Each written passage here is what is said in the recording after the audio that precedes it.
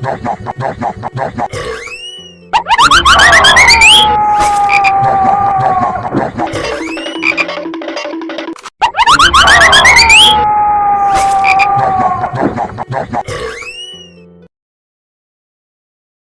আরে, আমার বন্ধুরা সব কোথায় হারিয়ে গেল?